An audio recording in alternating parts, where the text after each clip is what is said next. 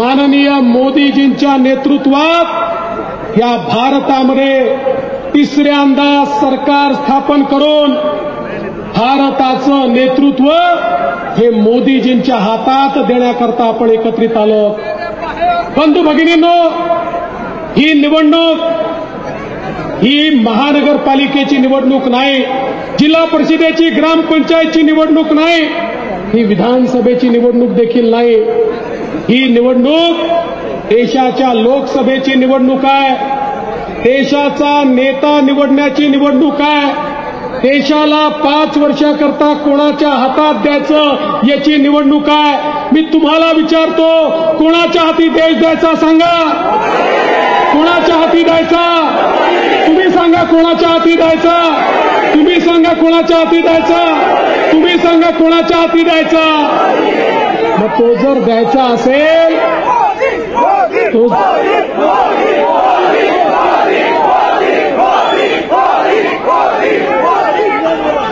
मग मोदीजींच्या हाती देश द्यायचा असेल तर मत कोणामध्ये आणावं लागेल? सुजय विखेंच्या कमळाची बटन दाबली की मत कोणाला मिळेल? जे जे मोदीजींना या ठिकाणी प्रधानमंत्री म्हणून पाहू इच्छितात त्या प्रत्येकाने सुजयदादाची बटन दाबली की वोट थेट मोदीजींना मिळणार आहे आणि मोदीजींना निवडून देण्याची संधी आपल्याला मिळाली आहे। बंधू भगिनींनो, आज आपण मोदीजींच्या नेतृत्वात आपली महायुती म्हणजे काय आहे?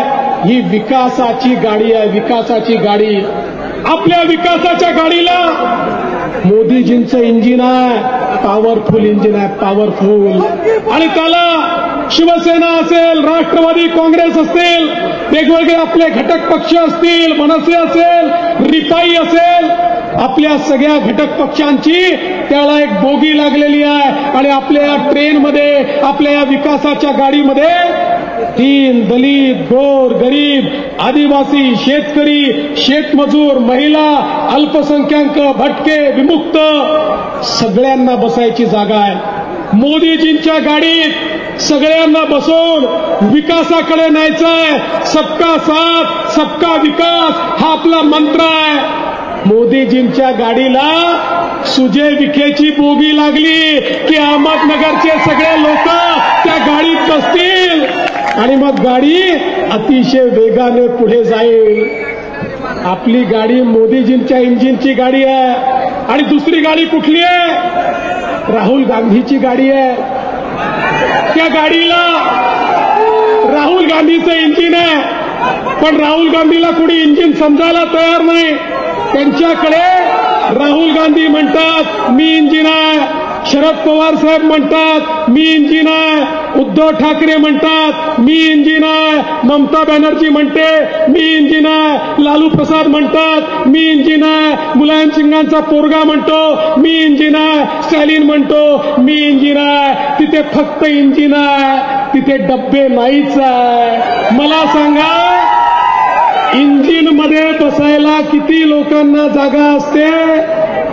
फक्त ड्रायव्हर, सामान्य माणूस बसू शकतो का? आता सोनियाजीच्या इंजिनमध्ये राहुल गांधी बसतील, उद्धव ठाकरेंच्या इंजिनमध्ये आदित्य ठाकरे बसतील आणि शरद पवार साहेबांच्या इंजिनमध्ये फक्त सुप्रिया सुळेंकरता जागा आहे। बंधूंनो, तुमच्या करता तिथे जागा नाही आहे। तुमच्या करता जागा फक्त मोदीजींच्या विकासाच्या गाडीमध्ये आहे। मोदीजींच्या गाडीत प्रत्येकाकरता जागा आहे, कारण या ठिकाणी खऱ्या अर्थानं जनसामान्यांचा विकास करण्याकरता ही गाडी पुढे चालली आहे। आणि म्हणून आज आपण पाहतोय मोदीजींनी 20 कोटी लोक जे कच्च्या घरात राहायचे त्यांना पक्कं घर दिलं, 55 कोटी लोक ज्यांच्या घरात शौचालय नव्हतं त्यांना शौचालय दिलं, 50 कोटी लोक ज्यांच्या घरात गॅस नव्हता त्यांच्या घरी गॅस पोचवला. 60 कोटी लोक ज्यांच्या घरी पिण्याचं पाणी नव्हतं, आमच्या माता भगिनी हंडा घेऊन विहिरीवर जायच्या, नदीवर जायच्या, त्यांच्या घरी शुद्ध पिण्याचं पाणी पोचवलं. 55 कोटी लोक यांना आयुष्यमान भारताच्या माध्यमातून त्या ठिकाणी 5 लाखापर्यंतचा इलाज मोफत दिला. 55 कोटी आमची तरुणाई यांना मुद्राच्या माध्यमातून 10 लाखापर्यंतचं लोन बिना तारण आणि बिना गॅरंटीचं दिलं. आणि याच्यामध्ये 31 कोटी महिला आहेत की ज्यांना आपल्या पायावर उभं करण्याचं काम माननीय मोदीजींनी केलं. आणि आता मोदीजींनी सांगितलं पुन्हा निवडून आल्यानंतर 10 लाख नाही 20 लाखापर्यंतचं लोन बिना तारण आणि बिना गॅरंटीचं देण्यात येणार. म्हणजे आमच्या तरुणाईला मोठं करण्याचं काम मोदीजी करतायत. आज आपण पाहू शकतो ज्या प्रकारे सामान्यांच्या जीवनामध्ये परिणाम होतोय. आज मोठ्या प्रमाणात सिंचनाची कामं चालली आहेत. केंद्र सरकार आणि राज्य सरकार मिळून इतका मोठा निधी आपण देतोय. जे 50 वर्ष झालं नाही ते प्रकल्प आज आपण पूर्ण करतोय. आणि खऱ्या अर्थानं तो नगर जिल्हा असो की महाराष्ट्र असो, आमच्या मुख्यमंत्र्यांच्या नेतृत्वात तो सुजलाम सुफलाम करण्याचं काम चाललं आहे.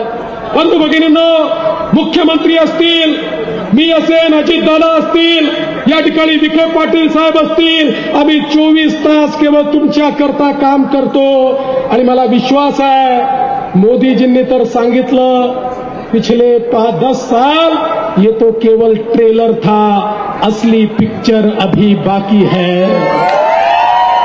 पुढच्या 5 वर्षामध्ये एक बलशाली भारत, सामान्य माणसाचे स्वप्न पूर्ण करणारा भारत, सामान्य माणसाला अधिकार देणारा भारत, सामान्य माणसाला पंख देणारा भारत हा मोदीजी निर्माण करतायत. आणि त्यांच्या पाठीशी तेवढ्याच ताकदीनं महाराष्ट्र उभा आहे. कारण या भारतामध्ये महाराष्ट्र मजबूत झाला तरच भारत मजबूत होतो. आणि म्हणून मोदीजींना ताकद देण्याकरता या महाराष्ट्राला मोदीजींच्या मागे आपल्याला उभं करायचं आहे. आणि ज्यावेळी 400 पारचा नारा लागेल आणि 400 खासदार उभे असतील त्यावेळी नगरचे खासदार सुजय विखे देखील हात वर करून उभे असतील, हा मला विश्वास आहे. एक तरुण तळपदार अशा प्रकारचे खासदार म्हणून सुजय विखेंना आशीर्वाद द्या एवढीच तुम्हाला विनंती करतो आणि माझं बोलणं संपवतो. धन्यवाद. जय हिंद, जय महाराष्ट्र. एक फार महत्वाची गोष्ट आता इथे होणार आहे. माननीय पारनेर तालुक्यातले विजयजी आवटी इथे आहेत आणि त्यांच्या वतीनं संपूर्ण पारनेर तालुक्यातील ग्रामदैवत आणि प्रत्येक कुटुंबातून काही शुभत आपण म्हणतो अक्षता दिल्या जातात. तशा अक्षता यांनी गोळा करून आणल्यात या कलशात. आणि तो मंगल कलश आता आपल्या लाडके उमेदवार आणि खासदार सुजयदादा विखे पाटील यांना दिला जातोय. सन्माननीय पाहुण्यांच्या वतीनं एक श्रीरामांची मूर्ती सुद्धा आहे, ती घ्या, ती पण दिली जाते इथे. रामांचा आशीर्वाद. सुजयदादा, मी आता आपल्या सर्वांच्या वतीने आपल्या राज्याचे लोकप्रिय मुख्यमंत्री माननीय एकनाथ शिंदे साहेब यांना विनंती करतो की त्यांनी आपल्याला मार्गदर्शन करावं. काळाच्या गजरात त्यांचं आपण स्वागत करावं. छत्रपती शिवाजी महाराज की जय. भवानी, जय श्रीराम, जय जय श्रीराम. आजच्या डॉक्टर सुजय विखे पाटील यांच्या उमेदवारी अर्जाला भरण्यासाठी उपस्थित राज्याचे लोकप्रिय उपमुख्यमंत्री देवेंद्र फडणवीसजी, राधाकृष्ण विखे पाटीलजी, दीपक केसरकरजी, रामभाऊ शिंदे, शिवाजी कर्डिले, प्रवीण दरेकर, मोनिकाताई राजळे, संग्राम जगताप, अभय आगरकर, अण्णासाहेब मस्के, व्यासपीठावरील सर्व सन्मान्य मान्यवर. कारण